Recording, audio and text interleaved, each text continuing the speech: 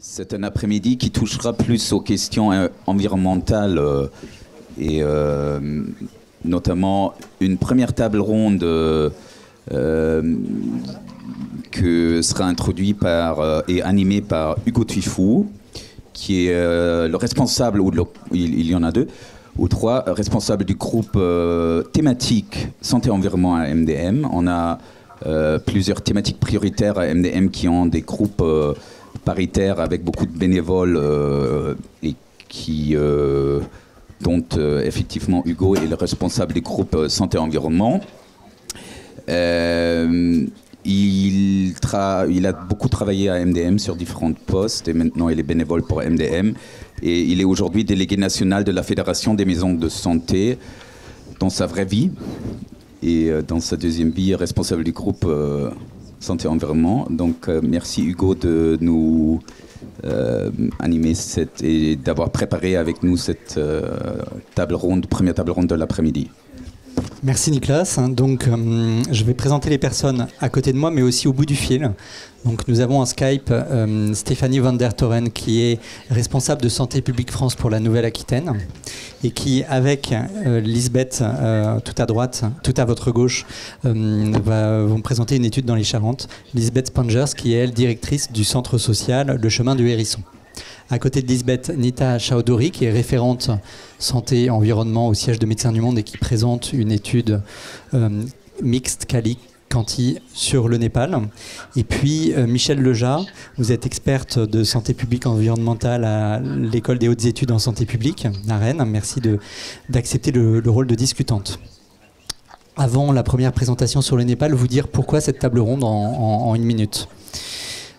Cette table ronde parce que Médecins du Monde en 2017 a souhaité s'ouvrir à une nouvelle priorité, la lutte contre les inégalités de santé environnementale.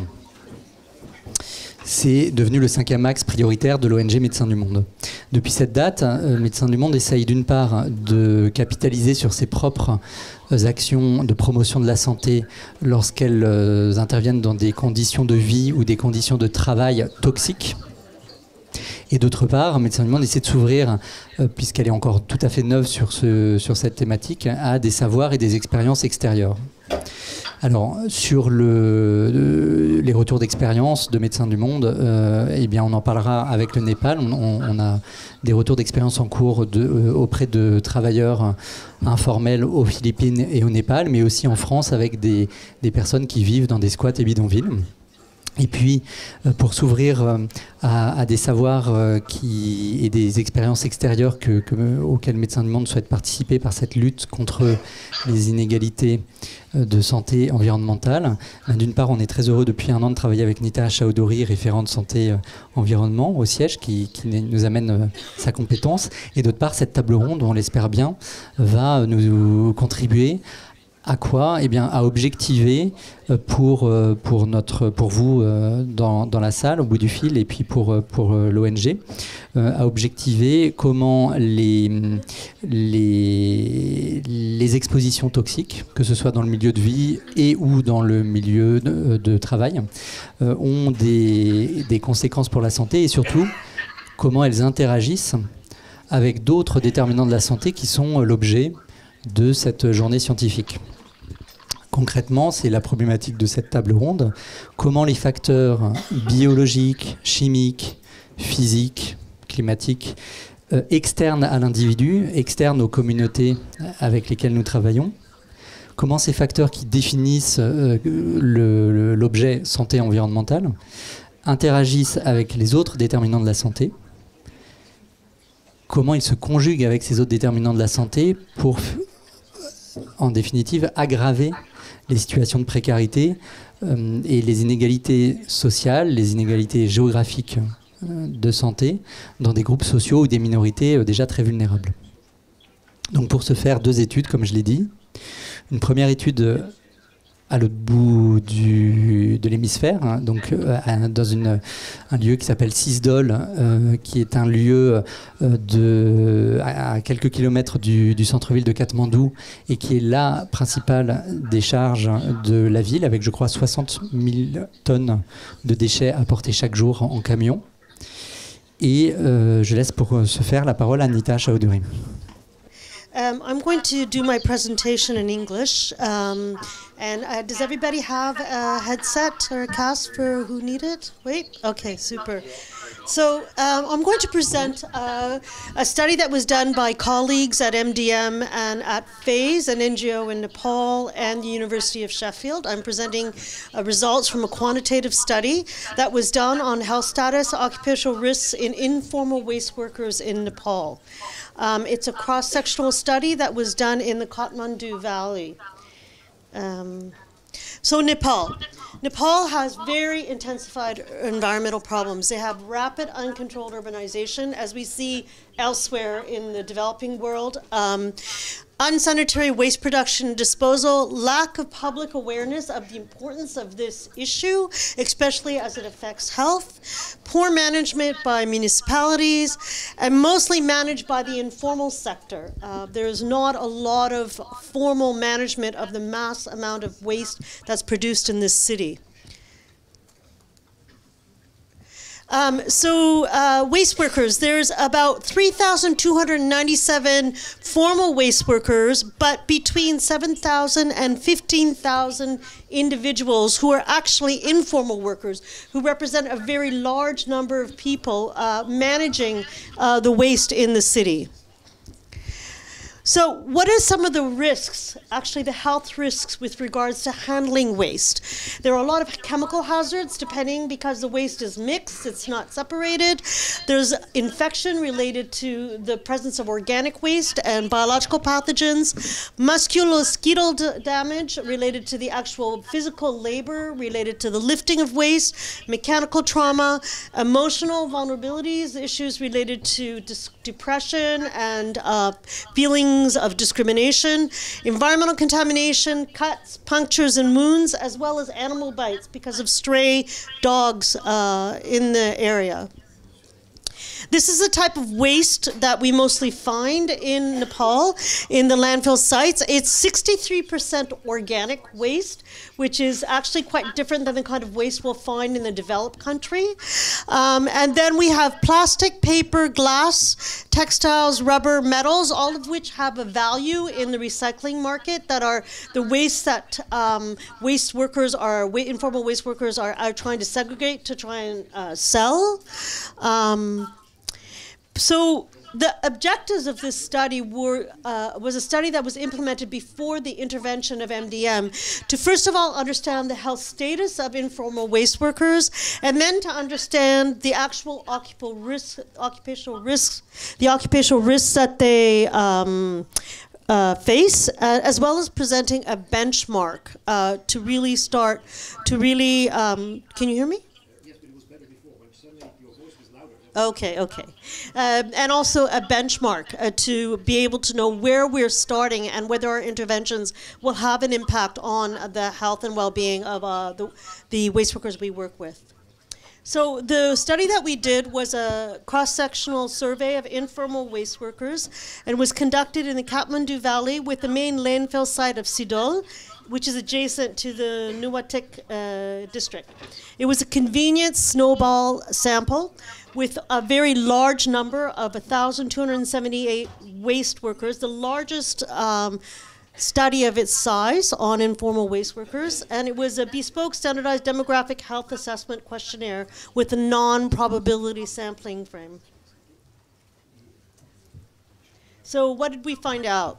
Actually, what was interesting was that the informal waste workers were Nepali and Indian. They were not just Nepali, and it was almost half and half. They were 78% male, so a very large number of people were male, and they were between 18 and 39 years old. This was self-reported illness. Remember, this is from their reported issues. Runny nose, cough, headaches, tiredness, fever, backache. These were the top 5 kinds of illnesses that they reported. This is an example of the types of exposures that you'll see of somebody working in a landfill site, and you can see that there's a lot of aerosol smoke exposures in the site. With regards to health perceptions, most respondents reported having government health services in the area. There was access to government health services, but the vaccination coverage was quite low. A majority of the respondents did not know their hepatitis B, C, or HIV infection. Hepatitis B and C is interesting if we think that there's medical waste that's mixed with this waste and that people could possibly injure themselves from needle sharps and other contaminated materials. But they did not know, and we had not done any kind of surveying of the population with regards to that. There was a large amount of people who actually talked about depression and heart-mind problems, which was quite important with regards to the kinds of interventions and the kind of discrimination this population faces. 40% were smokers and chewed tobacco and drank alcohol, which was interesting because this is something that's frowned upon in Nepali society, and it was something that FAZE, the NGO, really wanted to collect this information about this particular population who conducts this kind of behavior. Reproductive health issues. Only 36% received recommended 4 antenatal checkups. There was a high awareness of contraceptions with about 51% using contraception and a low awareness of STI prevention. So respondents actually, 81% said injury was a major issue, the major health impact of actually collecting waste. Breathing problems and infections were among the other second and third issues. When asked how they would protect themselves, they did talk about gloves, they talked about face masks and safety boots, as well as washing before eating. A quarter of the respondents, however, did not know how they would actually protect themselves. And 73% actually felt that this job was actually a very risky job, that it was a difficult job. 68%, however, did not use personal protective equipment, even though they knew that this was something that would help them and protect them from injury and health impacts. 52% used other means, such as shawls or clothing, to protect themselves. And some of the major reasons that they didn't use personal protective equipment because it wasn't accessible, it wasn't practical, and it wasn't affordable. Here's just a table that shows you how many people never used personal protective equipment. 76% never used a glove, 74% never used face masks, 94% do not use safety boots. So in fact, there's a very low number of people using personal protective equipment. With regards to personal hygiene practices, which are very important with regards to reducing exposure to contaminants, whether it's chemical or biological, 47% said they changed their clothes. So there was a large number of people who did not change their clothes after actually picking waste. So their clothes were contaminated and they brought them home. A majority did not wash or shower daily, so contaminants remained on their body. They slept with them. They were in the household, possibly exposed to their families. Most respondents did wash their hands before eating. This was self-reported data, so it was not observational. For those who did not wash their hands, the commonest reason was that they felt that there was no need to wash their hands. 2/3 stated injured at work in the past 12 months. The most common injury were glass cuts and metal cuts. Injuries from medical waste were also reported, but only from 3.4% respondents, not a large amount of respondents.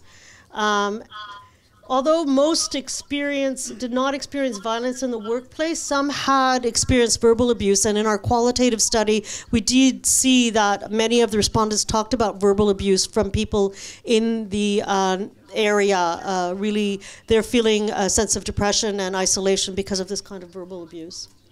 This is some more pictures of you can see there's some masks, some cloth masks that are being used that are somewhat protective but not completely protective, the way they protect themselves during collection.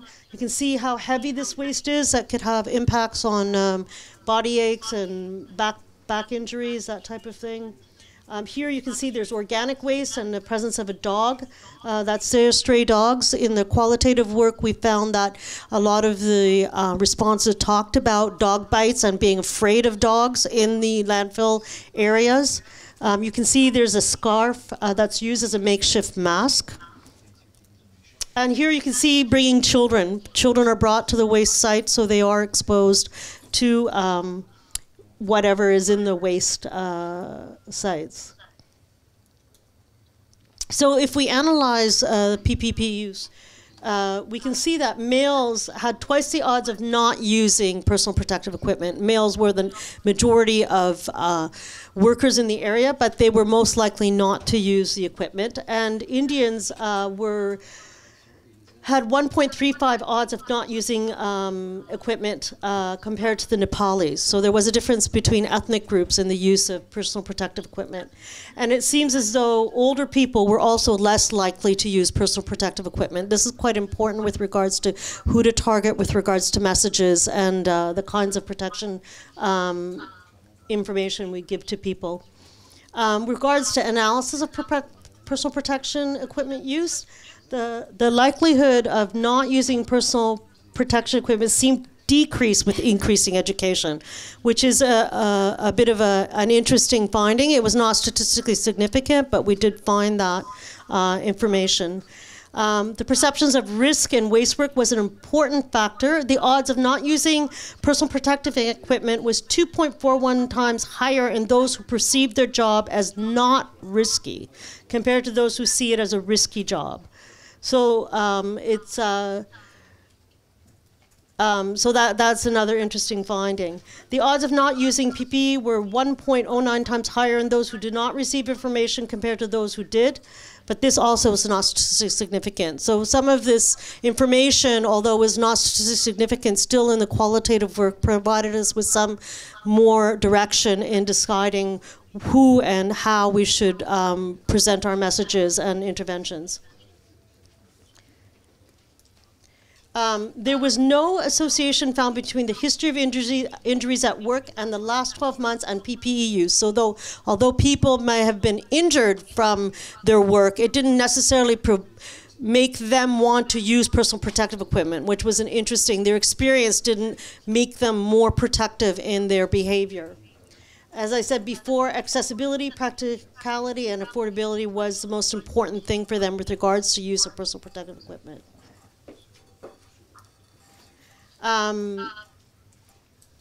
Sociodemographic characteristics significantly associated risk perception in multivariate analysis, and they showed that 55 years and older as having received information on risk. So it was actually quite important that this information be given. That would make a difference to have information on protection. Older people were less likely to consider their job risky than younger people. And those who have not received information on the risks of their work had lower odds of perceiving their job as risky. This highlights the receipt of information is an important factor in relation to risk perception. So that it's very important that we do this kind of health education. That was, it highlighted this, the importance of doing these types of interventions.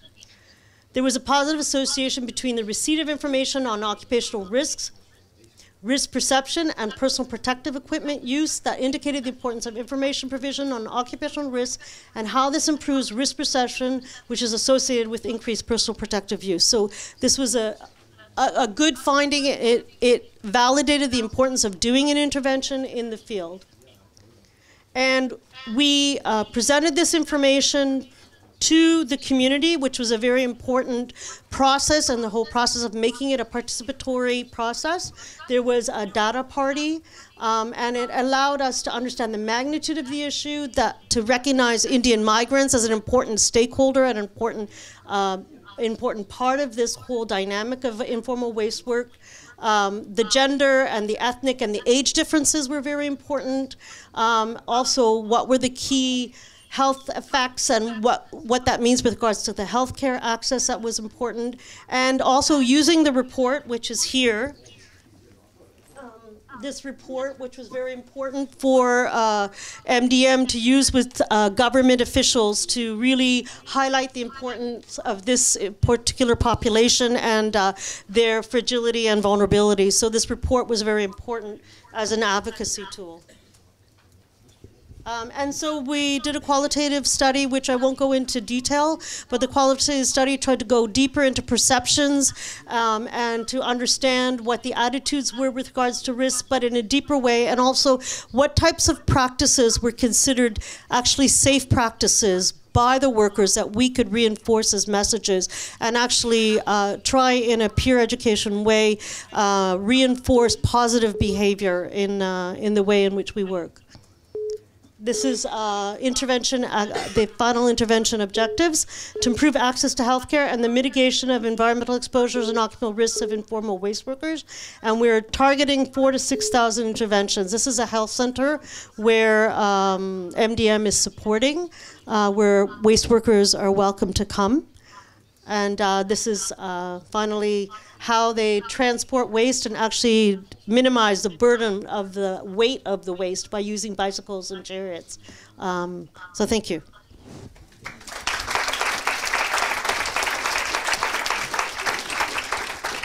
Super, et dans les temps, peut-être 2-3 précisions de ma part de compréhension, et vous-même, si vous avez des questions de compréhension, on en prendra une ou deux avant la deuxième présentation. Donc d'une part, vous voyez que là, on est bien de retour en ville. Vous avez vu beaucoup de photos qui ont l'air d'être en milieu rural parce que, comme je vous le disais, la décharge est à quelques kilomètres de la ville. Mais c'est bien les produits. Ça veut dire aussi que les travailleurs informels ne vivent pas sur le lieu lui-même. Donc le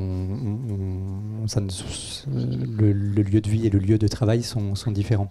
En revanche, ils amènent, comme vous avez vu, souvent leur famille et leurs enfants avec eux. Ça, c'est des choses importantes. Et quand tu as dit NITAC, c'était la plus grande étude en termes quantitatifs. Je crois que c'était même la plus grande étude, pas seulement au Népal, mais internationale, sur ce nombre-là de travailleurs informels, sur 7 à 15 000, 1200 et quelques, 1280 interrogés. C'est la plus vaste étude sur ce sujet du travail informel. Voilà, pour des petites précisions. Est-ce que vous avez des questions vraiment de compréhension, de précision avant la deuxième présentation ? S'il vous plaît. Oui, j'ai cru comprendre que c'était les personnes les plus âgées qui étaient le mieux informées des risques. Et j'ai entendu avant que c'était les plus âgés qui utilisaient le moins les masques et autres. Donc, qu'est-ce que ça veut dire être informé? Ça ne sert à rien, quoi. Parce qu'en fait, il y avait une relation avec l'âge, le fait qu'ils connaissaient qu'il y avait un risque, mais ils n'utilisent pas le PPE. Mais il y avait aussi le fait que il y avait aussi les gens, excusez-moi. Ils savaient, excusez-moi, je vais juste aller. Oui, en fait, l'étude a parlé du fait qu'ils ont reçu l'information, mais dans une autre partie de l'étude, ils ont dit que c'était les gens les plus âgés qui sont moins moins intéressés de se protéger. Donc, mais c'était pas excusez-moi, c'est un peu difficile à dire. Mais en fait, ça dépendait aussi de l'ethnicité aussi. Donc, c'était le problème entre le significance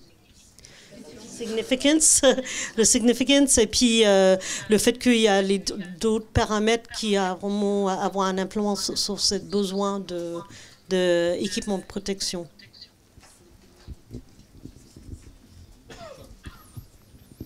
Hi, my name is Trenton. I'm from Action Against Hunger. I just have a quick question. I was wondering, so the 3 odds ratio that you just mentioned, the associations between age, ethnic group, and sex, I was wondering if you have any hypotheses. Are they the same people? Is there like a profile of an older man who is of Indian origin that is more willing to not use PPE, or are they independent associations? I think they didn't do that combined analysis. They didn't do that. And as I said before, this is not my study. I'm presenting a study that was done by colleagues. But they did not do that combined analysis. But what's interesting is that there are hypotheses about why is it that Indians who actually are, from a qualitative study perspective, more vulnerable because they're not in the Nepali healthcare system. They're migrants. They're migrants into the system. And the reason that they come to Nepal is that there's less competition in the waste worker world, because there's actually far more informal waste workers in India than there are in Nepal. And that's why the Indians are coming, but they're actually less protected with regards to access to services. So part of the reason that they don't use personal protective equipment, what's that? Okay. Part of the reason they might not use personal protective equipment could be because they don't have access to that information. But Olivia, did you want to say something? Just to complete that Indian people are going back and forth Right. regularly in India for any specific reason, family reasons, to go back for holidays or for religious celebration, stuff like that. So there is also a lot of, it's a mobile population. Mobile population. Des migrations saisonnières, sachant qu'une partie des déchets, ceux qui ne vont pas à la décharge, sont recyclés par des travailleurs informels et qu'une partie des déchets recyclés repartent même en Inde. Alors, peut-être on peut prendre une dernière question de compréhension. Moi, je pensais à une autre précision chronologique. Ce qui s'est passé, donc, c'est qu'il y a eu l'étude quantitative, puis la data party qu'a mentionné Nita, c'est-à-dire en gros une restitution à la communauté des data, des chiffres. Ce qui a permis d'ailleurs un premier moment de mobilisation et de réception de la perception de l'étude par la communauté, puis une étude qualitative, et seulement après l'action de Médecins du Monde avec le partenaire FACE. Alors que dans l'étude qu'on va présenter après, c'est un petit peu différent. On a une action déjà en place et une étude qui a une visée, on va dire, d'action corrective. Donc ça change un petit peu évidemment le contexte. On passe à la deuxième étude, où vous avez d'autres questions de compréhension avant la discussion. Une dernière question.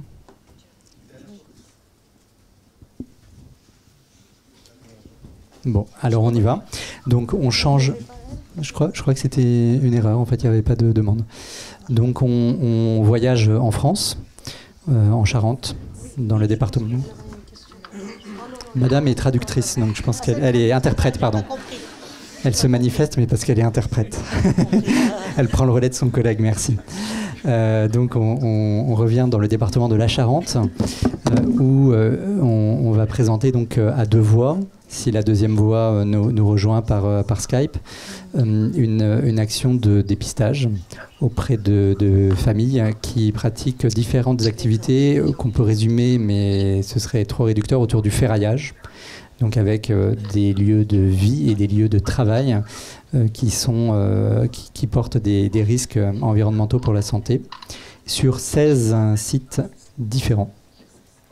Donc nous avons en ligne, comme je vous le disais tout à l'heure, Stéphanie Van Den Toren, qui n'était pas à l'origine de l'étude, mais qui en a analysé les premiers résultats.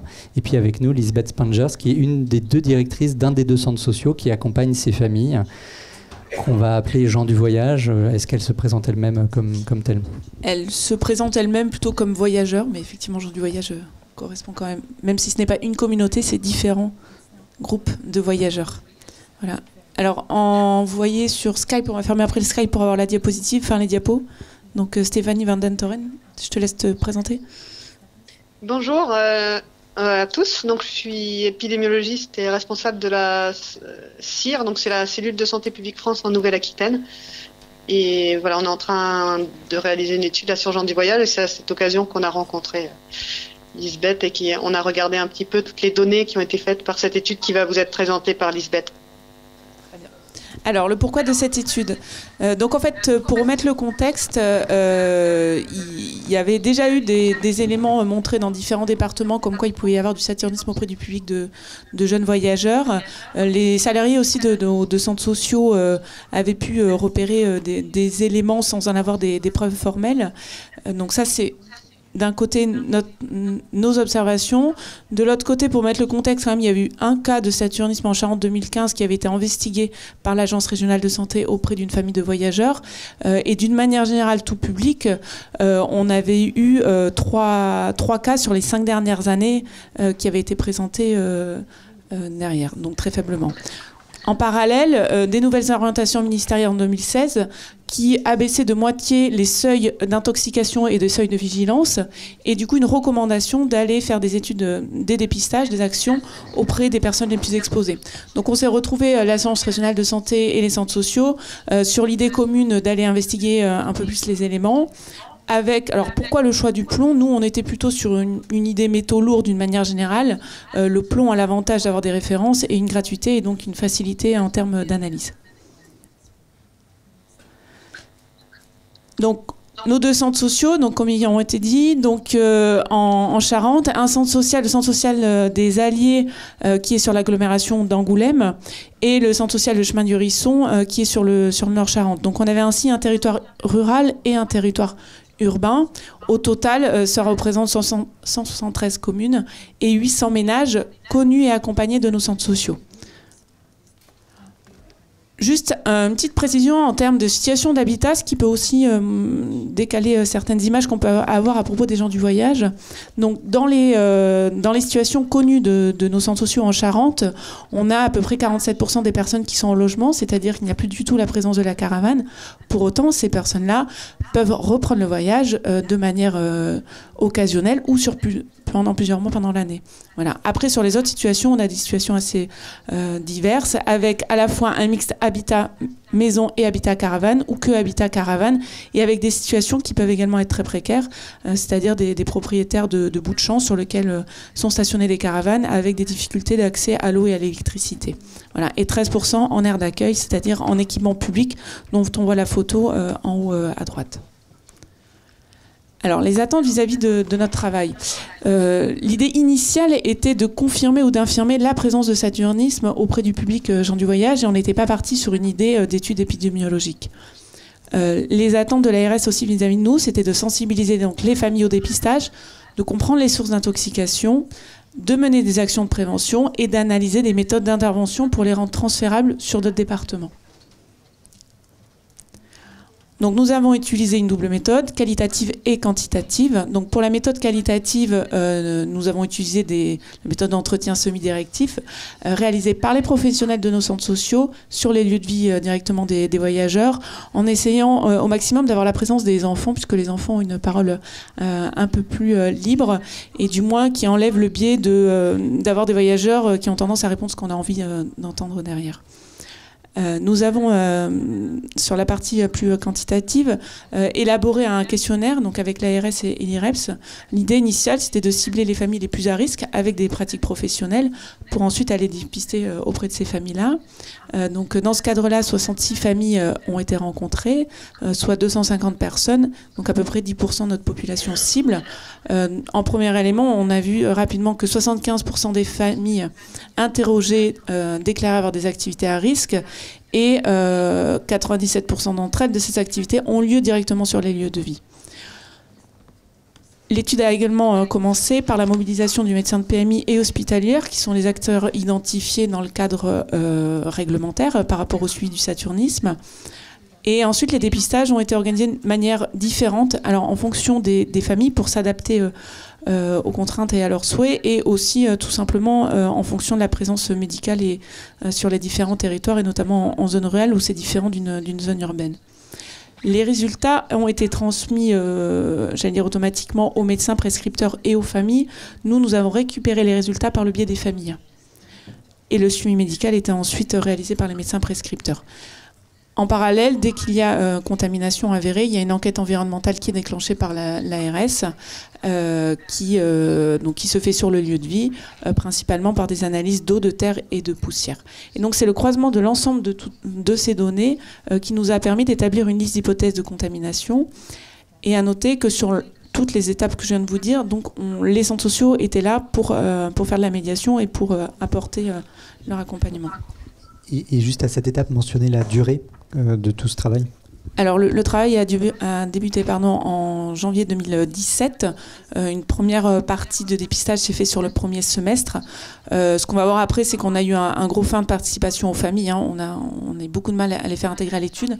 Donc on a commencé les actions de dépistage et après de sensibilisation. Et en parallèle, on a continué et on continue encore à faire entrer des personnes dans l'étude.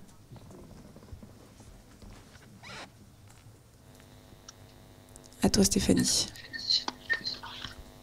Alors du coup, on a travaillé un petit peu ces données pour essayer de les faire parler.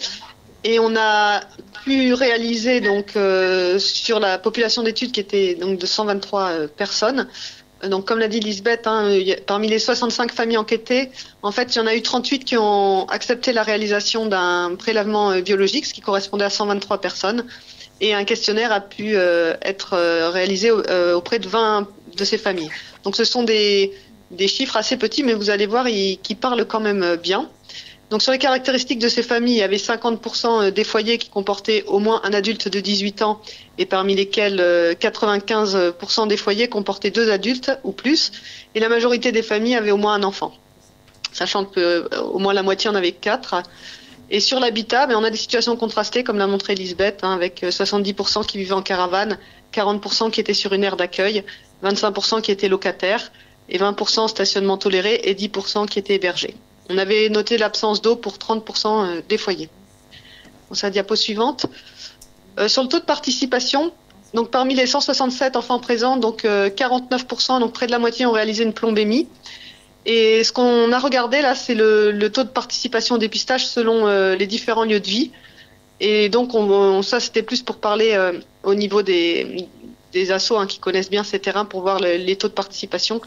Mais on voit qu'on a quand même eu des bons taux de participation. Sauf sur certains lieux.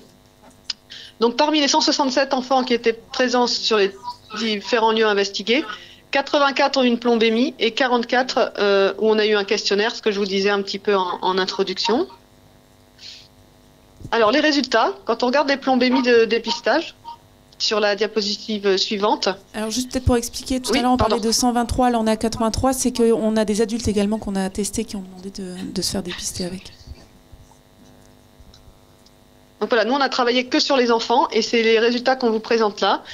Alors si vous regardez bien le graphique à droite, vous allez voir que la plombémie, c'est une distribution, ce qu'on appelle un peu logarithmique comme ça, où dans la population générale, le 90e percentile, c'est-à-dire 90% de la population se trouve avant cette valeur-là. En population française, on a 90% des gens qui se retrouvent avant les 25-50 microgrammes que vous voyez, c'est la petite flèche noire. Bon, j'ai pas de petit curseur là avec la souris, donc je peux pas montrer, mais vous voyez la petite flèche noire. Tandis que sur nos gens du voyage, on est complètement décalé vers la droite.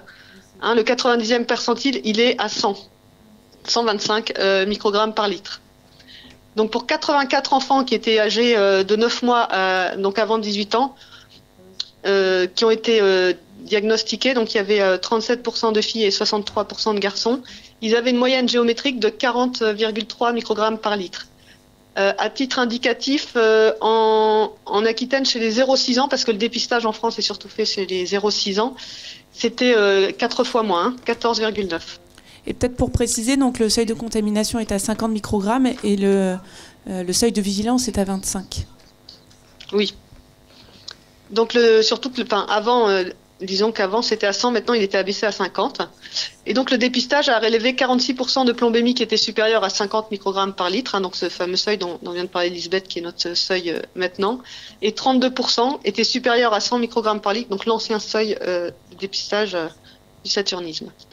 Et alors ce qu'on voit, ça c'est un premier enseignement, c'est qu'on a donc des plombémies qui sont 4 fois plus élevées. Et le deuxième enseignement, c'est quand on regarde selon la catégorie d'âge, on voit que ce sont les enfants de plus de 7 ans qui sont concernés par cette problématique, contrairement, j'allais dire, à la population générale en France, où c'est plutôt, comme je vous le disais, les petits, c'est-à-dire les moins de 6 ans. Et ça plaide pour une cause différente de la population générale et donc pour les activités à risque, d'où l'intérêt de cette étude. Donc le rendement, ce qu'on appelle le rendement, c'est le taux en fait entre les enfants qui auraient du saturnisme parmi ceux qui sont dépistés. C'est un taux qui en France, en tout cas en 2011, a été estimé à environ à 7%. Et là, on a des taux qui sont à 48%. Donc vous voyez un peu la différence aussi qui est assez parlante. Et sur les lieux de vie les plus touchés, on avait un certain nombre de lieux qui ont été aussi prélevés. Donc je vais vous montrer un peu les teneurs des prélèvements de poussière, d'eau et sur les terres. Donc un rendement qui est donc très important. Donc le rendement du dépistage environnemental, on voit que l'aire d'accueil d'Angoulême a des teneurs dans les sols qui sont parfois très très élevées, et par contre, et les autres aires d'accueil, certaines autres aires d'accueil également. Et pour l'eau potable, ça ne dépasse pas les limites réglementaires. Donc si on regarde maintenant par le type d'activité à risque et le taux d'exposition, donc on a regardé, on n'a pas franchement de différence par sexe. Par contre, on a une différence, je ne l'ai pas mis là, mais qui est significative, statistiquement significative sur l'âge. Donc ce sont surtout des enfants qui sont... Les enfants qui sont touchés ont plus de 7 ans. Et ils ont de multiples activités à risque qu'on voit là. Donc c'est le brûlage de matériaux, la récupération de batteries, le démontage de voitures, le stockage de matériaux, la manipulation de ferraille, la récupération des radiateurs d'automobiles, et puis quelque chose qui est peut-être moins connu, la manipulation des plombs de pêche, qui sort aussi avec la plombémie, le décapage de ferronnerie et de grattage et de ponçage de vieilles voitures. Juste pour montrer là, donc au moins une activité à risque. Alors malheureusement, j'allais dire, on a des petits chiffres et c'est pour ça que c'est une bonne chose que l'étude continue, parce que si on a plus de puissance statistique, on pourra faire des résultats autres que descriptifs, c'est-à-dire montrer une différence significative, parce que pour l'instant, on a des tendances, mais on ne peut pas montrer la significativité à cause du manque de puissance statistique, mais quand même, on voit qu'on a 55% des enfants qui ont une plombémie supérieure à 50 qui ont au moins une activité à risque, contre 45% pour ceux qui ont un dépistage inférieur à 50. Et dans la diapositive suivante, ce qu'on voit, c'est que la contamination des enfants par les activités directes se fait notamment par le brûlage de matériaux pour en séparer les métaux, le démontage de voitures, la récupération de batteries et les plombs de pêche. Et surtout, on a une relation un peu ce qu'on appelle dose-réponse, c'est-à-dire quand on regarde ceux qui ont été exposés plusieurs fois par semaine par rapport à ceux qui ont été quelques jours par mois, voire de façon irrégulière, ou quelques mois une fois par an, on a une graduation de la plombémie dans le sang qui est plus élevée pour ceux qui ont une fréquence plus forte de ces activités. Et on voit aussi donc l'activité est essentiellement faite par participation directe à ces activités. Alors, si Lisbeth, je te repasse la parole. Si on poursuit par quelques concepts peut-être plus qualitatifs, d'abord un biais de désirabilité auquel on est conscient. Initialement, on s'était imaginé, regarder les familles les plus à risque, aller tester chez elles. On a été rapidement mis devant la réalité du refus de beaucoup de familles, et donc on est allé tester les enfants des familles qui coopéraient. Et de fait, ce sont effectivement les familles qui nous fréquentent le plus et qui ont pris ce dépistage comme un accompagnement de plus. Voilà. Donc le chiffre effectivement est petit en nombre, mais en même temps on n'a pas ciblé les plus à risque, et on était nous-mêmes étonnés quand même de certains, de nombreux résultats. Les lieux de ferraillage sont effectivement majoritairement accessibles aux enfants, donc il ne faut pas distinguer aire de ferraillage, aire de jeu. Les zones, dans un lieu de vie de voyageurs, toutes les zones sont mélangées. Le plomb, par contre, dans les analyses de sol, ont été bien retrouvés. On a pu le constater par nos observations sur les lieux de vie à l'endroit même où on a du brûlage, une activité de brûlage et de ferraillage.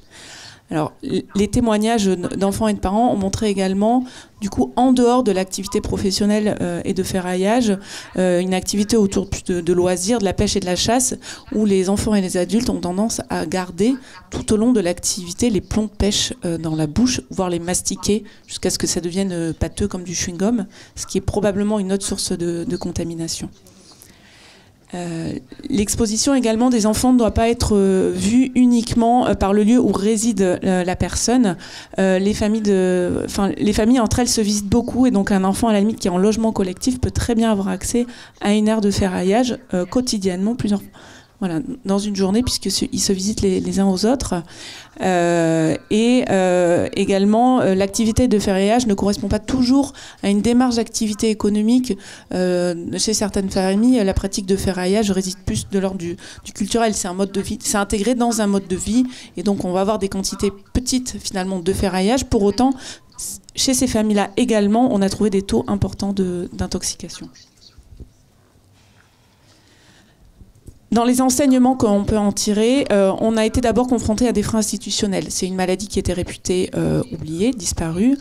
Donc pour convaincre les médecins d'adhérer à la démarche, ça n'a pas forcément été simple, d'une part. Ou d'autre part, des familles qu'on avait pu intégrer, des médecins ont pu avoir des messages contradictoires en disant non, vous n'êtes pas concerné, il n'y a pas de peinture de votre... Enfin, vous êtes en caravane et pas de peinture, ce qui a eu un effet très négatif du coup en termes derrière de prévention et de sensibilisation. Également le CERFA, qui a une réputation d'être lourde et donc qui a pu être un obstacle pour la coopération de certains professionnels de santé. On a pu également avoir des laboratoires qui n'étaient pas équipés pour le type de prélèvement et un circuit de transmission du CERFA qui était non opérant. Alors à mettre en corrélation, tout à l'heure j'ai dit sur 5 ans, 3 cas. Tu expliques ce qu'est le CERFA ? Pardon, le CERFA, donc c'est une maladie à déclaration obligatoire, donc dès qu'il y a une prescription médicale, il y a un document qui doit suivre normalement l'analyse tout au long de son cycle pour revenir à l'agence régionale de santé. Voilà. Et actuellement, d'ailleurs, tous les CERFA n'ont pas été retrouvés encore. Voilà. Donc, les moyens d'agir derrière. Primordial, en tout démarrage, si l'étude doit être faite ailleurs, c'est d'avoir une information et une mobilisation des professionnels de santé pour éviter les différentes complications qu'on a pu avoir. Ce qui aiderait derrière, d'où le rapprochement avec Santé publique France, une publication scientifique pour mobiliser largement, puisque effectivement, qui aurait une autre valeur que le simple témoignage ou interpellation d'une association. Et les actions nécessaires qu'on a pu voir par rapport à ça, en fait, dans l'étude, on a été amené à de nombreuses reprises à réaliser nous-mêmes les démarches administratives et à récolter des informations pour permettre l'adhésion des professionnels de santé. Dans les freins du dépistage, l'autre élément important, ça a été la réalisation de la prise de sang, c'est ce que je commençais à expliquer tout à l'heure. À ce point de vue-là, mais tout au long de l'étude, le gros frein, c'est le temps long entre les différentes étapes. Entre la rencontre, à la famille, pour lui expliquer, la sensibilisation, le prélèvement, les résultats, l'enquête environnementale, la prise en charge. Rien qu'en le disant, c'est long, mais du coup, ça s'est étalé sur plusieurs mois. Et d'autant plus chez les voyageurs qui ont quand même un repère au temps très différent. Si on ne raccourcit pas ces éléments, on perd la mobilisation des familles, voire ça a amené à un refus derrière de soins. Voilà. Temps long égale ce n'est pas important. Voilà. C'est un petit peu comme ça que c'est interprété. Un autre frein lié à la prise de sang, les tabous chez certaines familles autour du pur et de l'impur qu'on peut retrouver. Et aussi tout simplement la peur de l'aiguille qui ont pu être des facteurs bloquants en sachant de l'importance du poids de l'enfant. Et donc si un enfant a peur d'une aiguille, pleure et ne veut pas, ça peut être un critère pour un parent pour le retirer et ne pas faire le dépistage. Un autre élément qu'on retrouve pas qu'ici, la crainte de l'autorité parentale, plus précisément, c'est de dire si mon enfant est vu comme intoxiqué, j'ai peur qu'on place mon enfant, c'est moi qui aurais intoxiqué mon enfant, et ça reste très présent, et notamment la crainte de la PMI, ce qui nous a emmené pour certaines familles, même si la PMI fait partie normalement des acteurs obligatoires de la chaîne, à l'écarter temporairement pour éviter cette crainte de placement. Un sentiment de stigmatisation lié aux conditions d'hygiène, également chez des familles. Le fait tout simplement qu'une prise de sang, c'est individuel. Quand on a 6, 7, 8 enfants, comme on fait derrière pour les gérer pendant le temps de la prise de sang, et à mettre en corrélation avec les problèmes de mobilité. Beaucoup de familles n'ont aucun moyen de locomotion, donc notamment dans les zones rurales, ça a pu poser problème. Donc là, c'est notre centre social qui a emmené les familles qui s'occupaient des enfants pendant que la maman accompagnait un autre, etc. Et le fait qu'on parle d'activités professionnelles qui peuvent ne pas être déclarées ou déclarées qu'en partie, et pour certaines qui sont illégales. Donc il y a pu aussi avoir une stratégie d'évitement, par crainte derrière de qu'est-ce qui allait être fait de ces données remontées. Et donc également une difficulté pour arriver à la nécessité de soins malgré les 2 ans, et c'est pour ça qu'on continue. Il y a une difficulté de prise de conscience de la gravité, y compris quand des taux ont été très importants. Et là, un des éléments, c'est qu'il n'y a pas de traitement. Le traitement, c'est l'arrêt de la contamination, l'arrêt de l'exposition. Donc, dans l'idée, c'est pas de traitement égale, j'ai pas de médicaments, donc c'est pas grave. Voilà. Et d'une manière générale, la prévention qui est un peu ancrée dans les pratiques, et un peu à l'image de ce qu'on a pu entendre ce matin sur le Burkina, également, c'est tant que je ne sais pas, je ne suis pas malade. Donc voilà, on retrouve ce genre de logique aussi. Alors, les points favorisants, c'était le but. Donc, absolument, pour favoriser les prélèvements, le temps court. On revient encore là-dessus, entre information, prescription, prise de sang. On a par exemple, dernièrement, essayé de travailler avec les passes mobiles, et notamment une passe mobile sur Confolens, où il y a un médecin urgentiste qui est repéré en plus par les familles aux urgences. Donc, le centre social, auparavant, va convaincre les familles de l'arrivée de la passe mobile, s'est occupé des démarches administratives, et comme ça, quand on arrive, le médecin informe, finit de convaincre, et on fait les prises de sang. Tout doit être fait dans la foulée. Voilà, ça évite après des stratégies aussi d'évitement. Des PMI mobilisés qui ont pu être quand même facilitantes pour des prescriptions. Ça évite de devoir demander à la famille d'aller voir son médecin généraliste, de le convaincre de faire une prescription et de revenir par la suite. Et puis l'essentiel, discuter avec les familles, également du lieu de prélèvement qui convient. Il n'y a pas un modèle, des familles ont préféré le faire sur leur lieu de vie. Là aussi, c'est laisser le choix de la caravane, de la manière dont on organise les choses. Certaines ont préféré venir dans nos locaux des centres, certaines au labo. Et la présence qui a connaissance de notre famille, enfin des familles de leur mode, que ce soit les centres sociaux ou d'autres structures.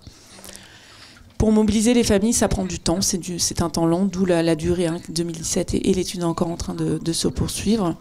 Un élément qu'on a revu, c'est un élément déterminant, c'est la présence, on a mis autorité médicale, c'est-à-dire que ce soit un médecin, une infirmière, l'ARS aussi, qu'on avait bien présenté en autorité de santé, pour, c'est une maladie qui ne se voit pas ou peu, il n'y a pas de médicaments, donc la présence d'un médecin, c'est au moins l'élément qui raccroche au fait que ça soit une maladie.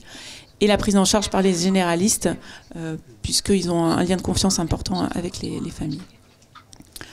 Et dans les éléments, donc l'autre élément, c'était après comment on prévient et on réduit. Donc là, associer les familles, absolument, c'est à elles de trouver les solutions. Donc ça s'anime, tout ça, et notamment d'éloigner les enfants des aires de ferraillage. Donc ça, on a réalisé ça sur les familles qui ont pu être testées. On a réalisé actuellement 17 deuxièmes dosages à un an d'intervalle pour éviter l'effet de saisonnalité, et 16 ont été en baisse. Donc ce qui montre quand même qu'il y a une prise de conscience et que ça marche, la prévention a un impact. Et ne pas oublier de prendre en compte le caractère économique de ces activités qui peuvent avoir... le revenu dégagé ne peut ne pas être négligeable pour les familles. Donc le message n'est surtout pas de dire il faut arrêter vos pratiques professionnelles ou la pratique de ferraillage, mais c'est comment on fait pour que ça ne soit pas contaminant. Voilà. Donc là, il y a à travailler là-dessus. À Clermont-Ferrand, ils sont en train d'essayer de voir pour avoir des outils. Voilà. Mais là, on est vraiment à l'état d'embryon là-dessus sur comment... réduire les risques liés à la pratique. Enfin, pour terminer, on a mis en place différents outils. Une vidéo faite par des voyageurs. Donc là, c'est bien ça, c'est eux-mêmes qui portent le message qu'on avait diffusé sur nos Facebook respectifs. Une communication à destination des médecins, professionnels de santé, sages-femmes en particulier, qui vient d'être finalisée par l'Agence régionale de santé et donc qui va être diffusée en Nouvelle-Aquitaine. Et en cours de construction, un livre interactif donc à destination des enfants, faire passer les messages de prévention par les enfants et le côté ludique et attractif des livres interactifs, et un kit d'intervention qui est en cours de finalisation, reprenant l'ensemble des enseignements là où on était là un petit peu vite maintenant, et pour surtout que cette étude puisse être transférable sur d'autres départements. Bravo.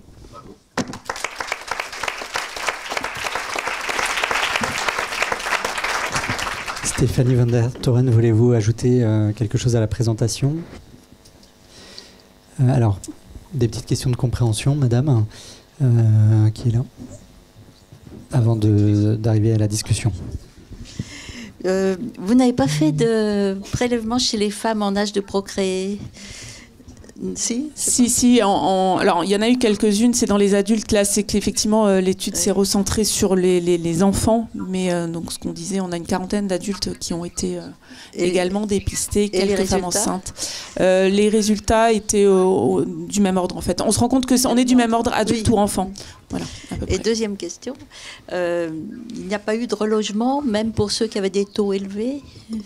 Alors, il n'y a pas eu de relogement parce que c'est un autre travail qu'on établit au niveau des centres sociaux. C'est très, très compliqué. Il y a un problème d'habitat tout court, d'accès. Et puis surtout, il n'y a pas de lien finalement entre les modes d'habitat et Et la contamination, en tout cas de ce qu'on a pu avoir actuellement, c'est la pratique de ferraillage ou les pratiques de loisirs.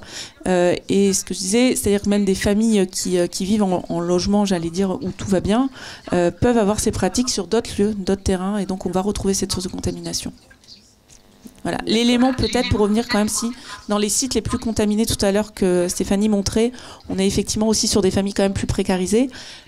Certains n'ont pas accès à l'eau potable, enfin n'ont pas accès à l'eau tout court d'ailleurs sur leur terrain. Donc c'est un élément en termes de prévention, le fait de devoir se laver régulièrement, etc., qui peut être un frein, mais qui n'est pas significatif pour autant. Et les familles ne demandaient pas de relogement? Si, elles demandent, il y a une énorme demande là-dessus. Oui. Ici. Il y avait une question de Magali. Oui, pareil, c'est une question d'éclaircissement. Vous parliez du fait que la famille devait être centrale dans les stratégies. Je voulais savoir si vous aviez fait une restitution des informations de l'étude aux personnes qui avaient accepté de participer à cette étude. Voilà, s'il y avait eu une rétro-information des résultats de l'étude. Et une autre petite question, comme vous ne l'avez peut-être pas précisé, j'aurais voulu savoir si vous étiez passé en comité d'éthique. Alors, oui, donc les familles ont été tenues informées au fur et à mesure par le biais de nos centres. Après, en Charente, on était aussi sur une attente d'aller un peu plus loin dans l'étude. Il y a une difficulté de prise de conscience. Rien qu'un exemple, on a fait intervenir 4 familles pour la réalisation d'une vidéo. Sur les 4, 2 n'ont toujours pas fait tester leur propre famille. Voilà. Donc, c'est d'où l'importance, voilà, effectivement, on doit voir comment les convaincre de l'intérêt de cette étude, et là-dessus, ça prend plus de temps que prévu. Comité d'éthique, non. Alors non, parce qu'initialement, on n'était pas parti sur une étude épidémiologique, c'était vraiment du dépistage et du traitement, j'allais dire, derrière. Vu le nombre de cas qu'on révélait, c'est là où est venu se greffer, après une autre ampleur à l'étude, et l'intervention de Santé publique France derrière. Puis surtout, juste pour compléter, Lisbeth, nous, on avait un souci à la CIR, c'est que sur les déclarations obligatoires, parce que comme tu l'as expliqué, le CERFA, en fait, c'est une déclaration obligatoire, et Santé publique France surveille ces maladies à déclaration obligatoire, dont le saturnisme infantile. Et c'est vrai que ces CERFA ne remontaient pas. Donc l'ARS, elle a eu, comme on l'a vu, qu'une seule maladie à déclaration obligatoire sur la période, alors qu'on voit bien, là, par les chiffres, qu'il y aurait matière à beaucoup plus déclarer, quoi. Et sur l'âge, là, plus d'enfants de plus de 7 ans contaminés que de moins de 7 ans, vous avez quelle explication ? En fait, théoriquement, c'est entre 0 et 6 ans, mais c'est par le fait que les enfants ont un système dans la petite enfance, se mettent facilement à la bouche et vont mettre du coup des écailles de peinture et autres. Là, on est sur d'autres sources de contamination, et du coup, plus de 7 ans, ça correspondrait aux enfants qui commencent à suivre leur papa, en l'occurrence, sur les aires de ferraillage. Après, il n'y a pas que des enfants de plus de 7 ans. On a aussi eu des tout petits, nous, qui ont eu des forts taux, mais par le fait même qu'ils jouent sur le lieu de ferraillage, et du coup, vont mettre aussi certainement à la bouche de la terre contaminée et autres. Et juste peut-être pour répondre, c'est vrai qu'il n'y a pas eu de dossier CNIL, je crois, donc c'est vrai que ça peut être un frein à la publication, en tout cas pour une étude épidémiologique, ça c'est clair. Mais par contre, nous à la DAS, alors à l'époque c'était la DAS de Bordeaux, il y a eu une étude qui a montré aussi qu'il y avait beaucoup d'adolescents qui étaient intoxiqués, et je crois me souvenir que quelqu'un de l'équipe m'a dit qu'ils n'avaient jamais pu publier les résultats, parce qu'il y avait eu je ne sais pas quel problème il y a eu, mais en tout cas, le rapport n'est pas sorti. Peut-être pour des raisons, si pas politiques, en tout cas, voilà, ça n'arrangeait pas trop de publier ce rapport-là à ce moment-là. Et donc, je pense que là, on voit les mêmes choses, c'est-à-dire des causes qui sont différentes de la population générale, et donc ça ne touche pas forcément les petits, même si ça les touche aussi s'ils jouent sur l'air, mais ça touche aussi effectivement des grands. Et j'ai essayé de retrouver ce rapport d'AS que j'ai jamais trouvé, mais qui montrait aussi, d'après les gens de l'équipe, que c'était des adolescents qui aidaient leur père au ferraillage. Il y a eu la même chose sur Pau qui a été montrée, et là l'association locale a eu comme frein la PMI elle-même ou des services de l'Agence régionale de santé, voilà, qui souhaitaient pas forcément. C'est derrière comment on arrive à gérer, c'est-à-dire que là on montre un énorme taux, un énorme pourcentage. La population, rien que suivi connu des centres sociaux, c'est 1100 familles. Proportionnellement, on explose très rapidement les capacités à suivre et à dépister. Voilà. Donc en Charente, et maintenant d'une manière générale Nouvelle-Aquitaine, l'ARS est largement promotrice de cette étude et en appui. Ça a évolué de ce côté-là. Pardon, justement, j'avais une question par rapport à des informations sur du saturnisme ailleurs qu'en Charente, en particulier en Île-de-France. Je ne sais pas s'il y a eu d'autres études similaires qui ont montré aussi ça sur d'autres départements. Moi, je suis juste avec mon collègue d'Île-de-France parce que j'ai rebouclé avec lui justement parce que je connaissais un petit peu la problématique des plaines d'Acher, notamment. Et on va discuter avec lui de s'il y a possibilité. Je lui ai conseillé de se mettre en relation, que l'ARS se mette en relation avec la FNASAT déjà, pour discuter un petit peu d'éventuellement reproduire cette étude. Et c'est vrai que s'il y avait à reproduire cette étude dans différents sites, il faudrait la faire de façon, on va dire, essayer d'avoir les mêmes pratiques, c'est-à-dire les mêmes questionnaires, essayer de pouvoir renforcer un petit peu les résultats qu'on a là. Et peut-être aussi, on en a parlé, de faire des ratios isotopiques du plomb, à la fois dans le sang et dans les sols, ce qui permet de montrer la contamination par mesure environnementale, ce qui donnerait un argument supplémentaire aux résultats. Mais oui, on est conscient qu'il y a d'autres régions qui ont la même problématique et on essaye de travailler. Enfin, là, on va essayer de travailler ensemble. Alors, on va lancer peut-être la discussion proprement dite sur les deux études, qui sont très différentes, mais on voit dans les deux cas un système d'acteurs complexes. Et notamment des liens entre, on va dire, l'action et la recherche. Michel Lejard, comment vous voyez ce jeu d'acteurs complexes dans les deux exemples présentés?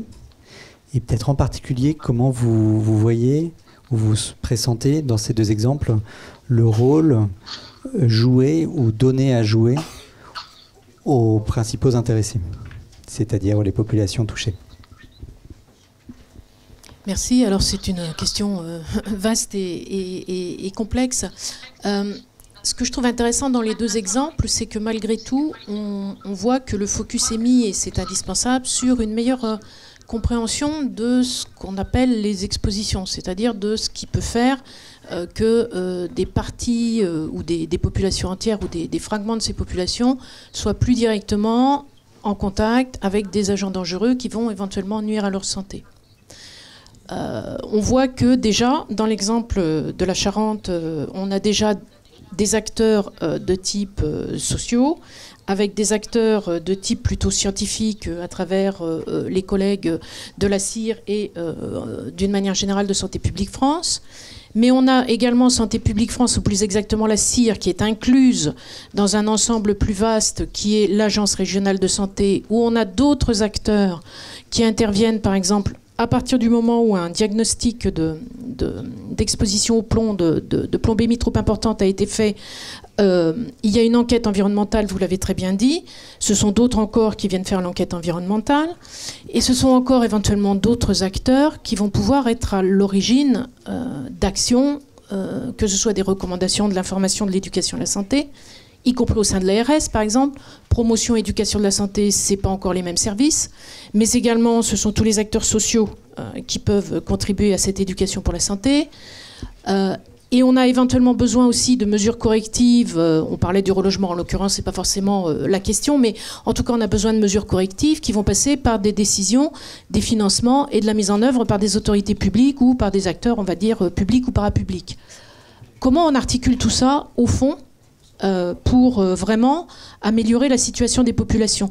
Dans le cas du Népal, c'est un petit peu la même chose. On pointe bien du doigt des vrais problèmes de santé, mais qui, au fond, j'ai envie de dire, sont également liés à des questions plus générales d'organisation au Népal de la gestion des déchets, de la production et de la gestion des déchets, qui inclut tous les habitants de Katmandou et de ses environs, voire éventuellement des périvrains, qui inclut les autorités de ces deux pays, qui inclut éventuellement les collectivités territoriales, plus toutes les ONG qui interviennent auprès de ces populations. Donc on voit bien que pour essayer de faire avancer les choses, c'est très très compliqué, parce qu'au fond quand même, et là je suis parfois un peu provocatrice et vous me le pardonnerez parce que ça permet aussi d'alimenter le débat, on se dit que peut-être chacun de ces acteurs a sa logique propre, a ses intérêts propres, qui servent des enjeux propres, et au fond, la population, quels moyens elle a, elle, d'exprimer ce qu'elle pense, ce qu'elle veut, ce qu'elle désire, ce qu'elle comprend, ce qu'elle est prête à accepter. Voilà, donc ça, c'est les premiers éléments que j'avais envie de donner pour lancer peut-être un petit peu le débat. Oui, en effet, si on ne peut pas immédiatement changer le milieu de vie supportif, du coup, beaucoup repose sur le comportement des personnes et donc sur cette population elle-même qui se sent invectivée et portée à changer son comportement. Ce qui peut avoir un effet boomerang délétère. Juste peut-être pour préciser, on a dit centre social. Alors en fait, on est centre social culturel ou MJC. Enfin, on n'est pas issu du médico-social, mais plutôt de l'éducation populaire. Et donc, dans nos associations, au sein du conseil d'administration, ou par exemple les Allées, l'autre centre, la présidente est une voyageuse. Du coup, on a la participation. L'idée, c'est la participation de l'habitant qui est dedans. Après, ça n'empêche pas je suis d'accord avec ce que vous dites. Hein. C'était juste pour repréciser dans le contexte. Philippe Luvinage-Trévieux, médecin bénévole, c'est pour ça que je voulais rebondir sur la mission saturnisme qui a existé en Ile-de-France et qu'apparemment le regard sur le saturnisme doit changer, puisqu'en effet, avant c'était un problème de relogement, de peinture, d'habitat, et maintenant c'est finalement un problème de mode de vie, quoi.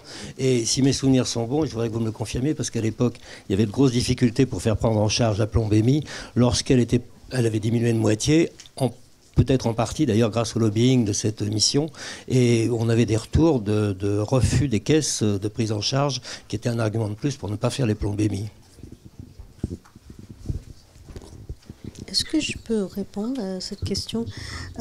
C'est intéressant parce qu'en fait, les travailleurs de déchets au Népal, dans des données qualitatives qu'on a collectées, ils ont dit qu'en fait, c'est un travail qui passait dans les générations, en fait. Et en fait, ils souhaitaient travailler parce qu'il y avait, comment on dit ça, low barriers to entry, je ne sais pas comment on dit ça, il n'y a pas beaucoup de freins pour entrer dans ce métier, c'est ça?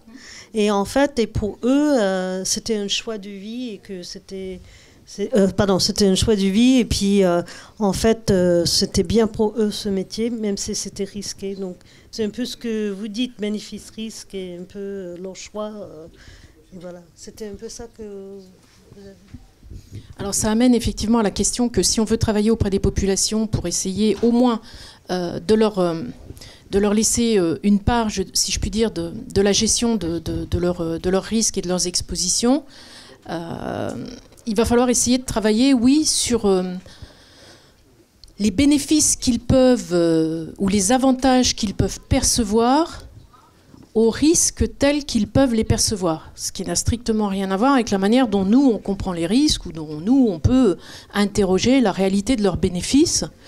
Mais c'est vrai qu'on a, par exemple, dans ces fameux bénéfices, on pense immédiatement, bien sûr, aux bénéfices économiques. Avoir un emploi, ça rapporte quand même des ressources pour avoir accès à d'autres choses. Donc ça, c'est le bénéfice assez évident. Mais il y a aussi beaucoup de bénéfices de nature différente, souvent dans les pratiques, les modes de vie quotidiens, qui peuvent être culturels, qui peuvent être psychologiques, qui peuvent être sociaux. La place qu'on tient dans une société structurée autour du ferraillage ou autour de la collecte, de la récupération des déchets, c'est une image importante, elle est valorisante, on a une place dans une société. Le renoncement à cette place ou à l'image qui peut être associée, par exemple, pour des hommes de virilité qui se discutent, là aussi, selon les cultures. La représentation de la virilité n'est pas toujours la même. Mais en tout état de cause, ça influe aussi. Celui qui irait se protéger alors qu'aucun des autres ne trouverait ça viril ou acceptable de se protéger, dans une longue tradition familiale de pratique de tel ou tel métier, perdrait quelque part une partie de son image, une partie de sa place dans le groupe social. C'est un bénéfice, cette place qu'il a et cette reconnaissance que cette personne a, c'est un bénéfice évident qu'il vit au quotidien. Face à des risques qui, eux, sont éloignés, invisibles, difficiles à objectiver. Pourquoi ? Parce qu'on est souvent sur des effets multicausaux. Le plomb a cet avantage, c'est qu'une plombémie élevée ne correspond qu'à des expositions au plomb. On a une relation de cause à effet unique. Mais la plupart des autres maladies qui nous intéressent, on a des relations de cause à effet extrêmement complexes qui font que, par exemple, souffrir de problèmes respiratoires ou de problèmes pulmonaires peut être lié à des tas de choses, aussi bien la fumée de brûlage de câbles, la fumée de brûlage de déchets, mais aussi l'exposition à des moisissures, mais aussi un taux d'humidité tout simplement inadéquat dans le logement ou en permanence, le fait d'avoir froid, donc la précarité énergétique éventuellement, ou d'avoir trop chaud qui peut contribuer aussi à l'apparition de pathologies respiratoires. Bref, c'est très multicausal. Donc pour expliquer aux gens qu'une partie de ce dont ils souffrent est réellement, directement, immédiatement imputable à ce qu'on va appeler de l'exposition à risque, alors que le bénéfice qu'ils perçoivent est quotidien de la situation à laquelle ils sont confrontés, c'est quelque chose qu'on doit accepter de travailler et qui me semble aujourd'hui, en tout cas dans les milieux de santé publique que je représente, santé publique environnementale, souvent négligé. On va faire de la mesure de l'exposition, on va faire de l'objectivation de l'exposition, mais on va finalement peu interroger cette question du bénéfice perçu à ces éventuels risques. Ça, c'est important pour nous parce qu'on a l'habitude de parler d'activités génératrices de revenus qui comportent des risques toxiques pour la santé. Mais là, par la notion de bénéfice dans le risque, vous insistez bien sur le fait qu'il ne s'agit pas seulement d'un bénéfice économique, d'une activité économique qui par ailleurs comporte des risques, mais de bénéfices perçus de façon beaucoup plus large. S'il vous plaît, je voulais aussi intervenir.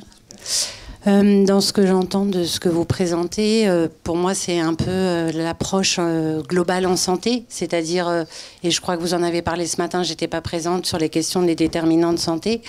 Moi, ce qui m'interpelle dans ce que vous apportez là, c'est peut-être la dynamique de démarche communautaire en santé. Quand vous parlez de mobilisation des personnes, est-ce que tout le travail n'est pas à faire même avant de commencer à mener l'enquête, c'est-à-dire à permettre d'avoir un diagnostic partagé avec les populations qui prennent conscience, non, j'aime pas la prise de conscience, qui problématisent elles-mêmes ou qui se rendent compte que le problème du saturnisme est un problème pour elles et qui du coup s'emparent de la question et se mobilisent, mais pas une fois que c'est déjà lancé finalement, mais que c'est elles-mêmes qui vont porter le projet. Et je pense que la démarche communautaire en santé propose de travailler dans ces dynamiques-là et que souvent il peut y avoir tension quand on propose ces démarches-là aussi avec les ARS ou la santé publique en général. Ce sont des processus plus longs puisqu'il faut réussir à faire en sorte que les publics concernés se mobilisent, mais en revanche beaucoup plus efficient à terme, puisque du coup on n'est plus confronté aux mêmes freins tels que ceux que vous avez pu présenter voilà, dans ce que j'ai pu entendre de la présentation, plus sur le saturnisme. J'étais pas là sur le Pérou, désolée. J'ai oublié de proposer aux personnes qui interviennent de se présenter, s'il vous plaît. Vous voulez répondre peut-être ? Oui, entièrement d'accord avec vous là-dessus. Après, on n'a pas présenté l'ensemble de nos actions et éléments, mais quand je dis les associations avaient repéré, on avait des voyageurs eux-mêmes qui avaient repéré que sur les métaux lourds, alors ils n'avaient pas visé le plomb en particulier. Voilà. Mais ça, par contre, c'est on est à la recherche d'ailleurs de quelqu'un qui pourrait aider à ce qu'une étude soit faite sur autre chose. Le problème, c'est qu'il n'y a pas de référence sur les autres métaux. Et donc, ou en tout cas, c'est la réponse initiale qu'on nous a dit. Et voilà. Donc, mais voilà, il y avait sur certains.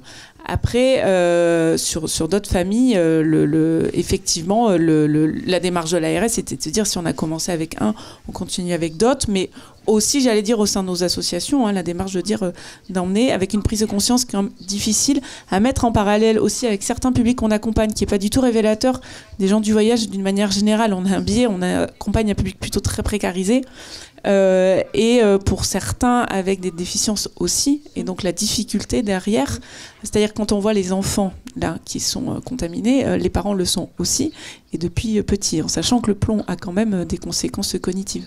Voilà, bon, c'est un des éléments, hein, mais enfin voilà, donc qui amène quand même à une limite, à une prise de conscience et qui doit aider. Mais sinon, sur la démarche communautaire et santé communautaire, je vous rejoins totalement. Alors, je voudrais juste rajouter une question quand j'entends cela. Par exemple, sur la plombémie telle que vous venez d'évoquer, ce travail avec une communauté, on entend déjà deux choses. Est-ce qu'on parle des gens du voyage? Est-ce qu'on considère que c'est ça notre communauté d'approche? Ou est-ce qu'on considère que ce sont les gens qui vivent dans des circuits extrêmement précaires, parallèles économiques, qui peuvent être exposés aux mêmes agents dangereux? De quelle communauté on parle? Et donc, comment on approche aussi ces questions-là? C'est vrai de la même manière sur l'exemple du Népal, mais peut-être Nita va pouvoir le confirmer. Mais déjà, on a deux populations différentes. On a la population locale et on a les migrants indiens. Mais la communauté, excusez-moi, elle va se définir normalement, si on fait vraiment qu'on est un peu puriste, par elle-même. C'est-à-dire on peut pas sur un problème d'exposition multifactorielle comme celle, comment dirais-je là, qui sont évoquées. C'est qui, c'est quoi? Quand on va présenter les résultats de l'étude. Mais à qui? Alors, quand on va présenter les résultats de l'étude telle qu'elle a été effectuée à des publics dont on peut imaginer qu'ils vont être concernés, est-ce qu'ils se reconnaissent dans cette communauté-là? Et la communauté, elle doit se créer. C'est pas à nous d'avoir un oui, mais vous êtes bien obligé quand vous faites des restitutions ou de la communication, etc. De fait, vous ciblez. C'est pas possible autrement. Donc. Voilà, ces questions-là sont quand même des questions très difficiles, avec quelquefois des tensions entre les communautés qu'on veut viser, parce qu'elles sont en concurrence sociale ou économique. Voilà. Si tu veux rajouter peut-être sur le Népal, quelque chose. En fait, son Népal, en fait, cette approche santé communautaire et en fait l'approche de la thématique santé-environnement, c'est vraiment une approche promotion de la santé communautaire. Donc, on commence nos activités et on a deux projets à l'international, à Népal et Philippines. Et au Népal, on travaille avec un ONG népalais et on essaie de faire cette approche santé communautaire par les éducateurs par pair, on dit ça. Et en fait, on essaie de vraiment travailler dans cette approche. Alors, c'est intéressant parce qu'on a aussi une pédagogie, une sensibilisation à faire avec nos partenaires.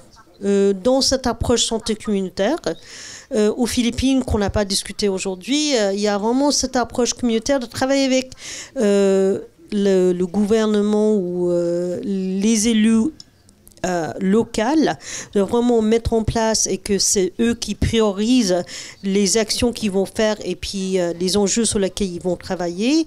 Il y a vraiment un processus communautaire qu'on fait aux Philippines. Au Népal, ils essaient de faire ça. Il y a quelques obstacles, mais c'est vraiment l'approche, la philosophie de nos interventions santé-environnement. Et puis en France, on commence à Marseille de vraiment mettre en projet, vraiment santé communautaire sur tous les enjeux santé-environnement dans une bidonville et les squats à Marseille. Donc c'est vraiment notre approche. Juste un élément, tout à l'heure je disais il n'y a pas une communauté des gens du voyage et ça c'est important. Et l'autorité, enfin un voyageur ne peut pas se dire représentant d'autres voyageurs, on parle de famille.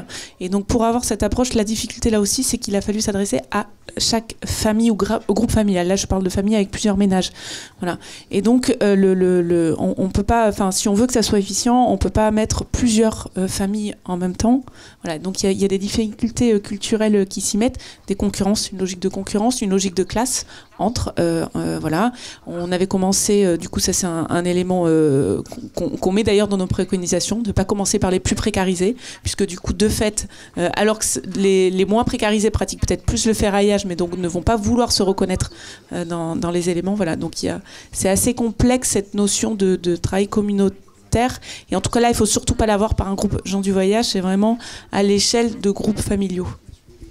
Je voulais ajouter un élément de réponse à qui on s'adresse quand on restitue. en faisant référence à un ancien projet aux Philippines de Médecins du Monde, à Metro Manila, qui est achevé. Au début du projet, donc c'était un projet auprès des recycleurs de déchets électroniques, pour leur proposer des outils soit personnels, soit collectifs de réduction des risques. Au début, on s'adressait à la communauté de Capulong, San Vicente Ferrer, c'est-à-dire des quartiers des barangays.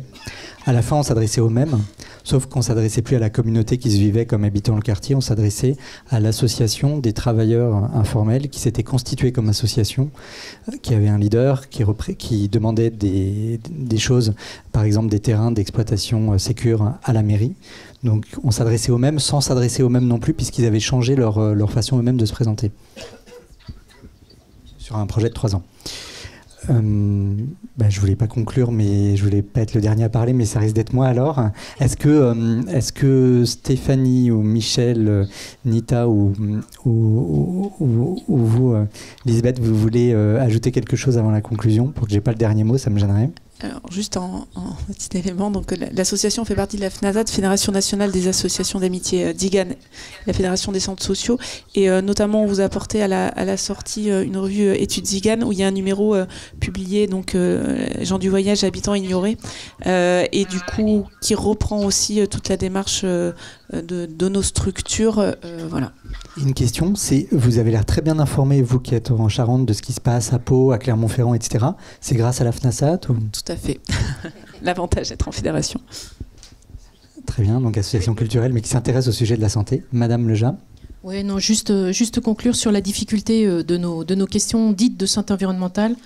Parce qu'en fait, beaucoup des personnes qui souffrent des expositions les plus importantes, qui sont soumises aux risques les plus élevés, sont des populations en précarité, de fait, pour des tas de raisons.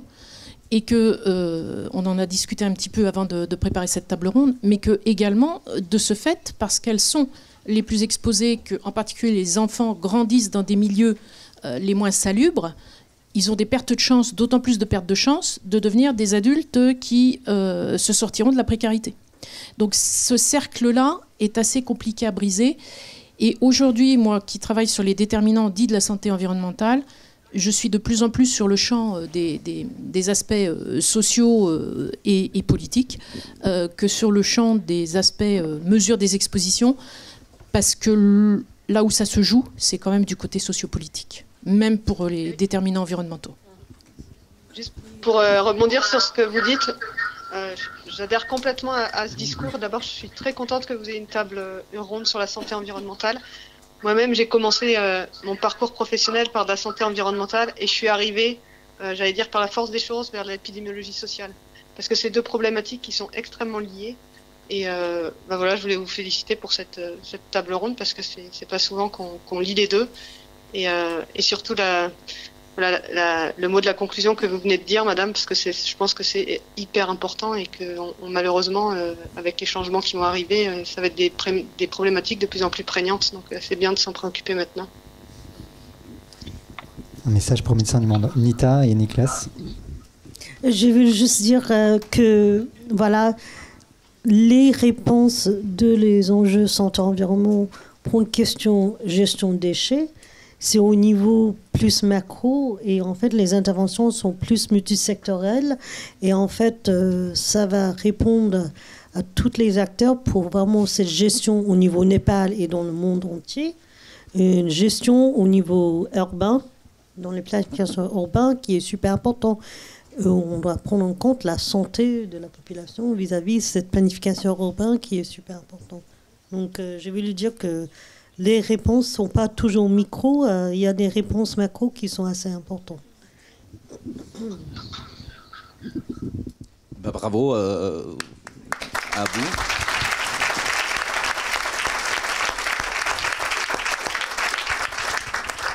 Merci Hugo, excellente table ronde, c'était vraiment passionnant. Il y a quand même une petite pause de 10 minutes, je dirais. Ne partez pas, il y a une personne qui est venue de Londres et après il y a de nouveau notre président Philippe Despoutons. Donc Nick Watts, qui est le directeur du Lancet Countdown, j'espère qu'il est là parce que je n'ai pas encore...